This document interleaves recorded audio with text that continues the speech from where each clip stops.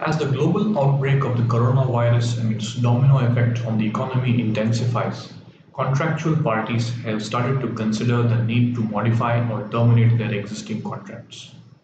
At a level of reality check, law does not matter.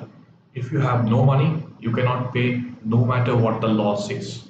You would then expect that companies who have taken the trouble to actually draft written contracts would scramble to hunt for act of God type of clauses in their existing documentation. The problem is that the act of God clauses contemplate events such as tsunamis and earthquakes, but rarely diseases. But stretch and fit we must do, and already we are seeing a number of companies, rightly or wrongly, resort to force majeure clauses to refuse payments and perform contracts. In this backdrop, let's look at force majeure in the Indian context and its application during the COVID pandemic. Now let's look at the legal position. Force majeure is often mixed up with the concept of frustration of contract, but these are completely different concepts. The concept of force majeure has neither been dealt with nor specifically defined under Indian statutes. To some extent, it has been defined and covered under Section 32 of the Indian Contract Act, which deals with contingent contracts. From a contractual perspective, a force majeure clause provides a temporary reprieve for a party from performing its obligations under a contract upon occurrence of a force majeure event. In fact, after the onset of the COVID pandemic, the Government of India, via its memo dated 19/2/2020, has issued by the Deputy Secretary of the Government of India, Ministry of Finance, has stated that COVID will be treated as an FM event and may be invoked by parties as and when considered appropriate after following due procedure.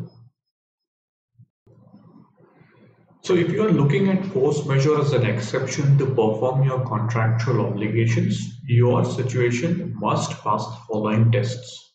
1. Externality. That is, the cause is not created by the defaulting party's own fault. 2. Unpredictability. The cause must be inevitable or unforeseeable. And 3. Irresistibility. The cause must make the execution of the contract impossible. So whether COVID-19 can be categorized as a force majeure event in India? If you look at the various ministries, including the Ministry of Finance, the Ministry of New and Renewable Energy, all of whom have decided to categorize the present situation as a force majeure event and grant extension of time for projects considering global disruptions of supply chain due to the spread of coronavirus. So let's look at judicial precedents, since the approach of the courts now will determine how they behave in the future. As of the month of May 2020, the Mumbai High Court has had a chance to review two cases. In Rural Fair Price Wholesale Limited versus IDBI, the court has taken a position that the share market has collapsed due to COVID-19 and therefore it is a fit case to restrain the bank from acting on the sale notices. In a separate matter, Standard Retail versus GS Global Corp, the Mumbai High Court has refused to grant interim injunctions to the petitioner, observing that the commodity in question was an essential item and lockdown is only for a limited period.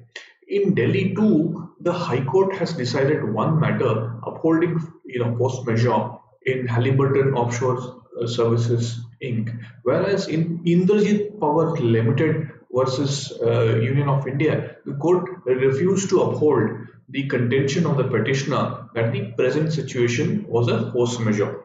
Therefore, force majeure is going to be decided on a case-to-case basis, and consequently, it is important to remember the ingredients of force majeure and then invoke it accordingly.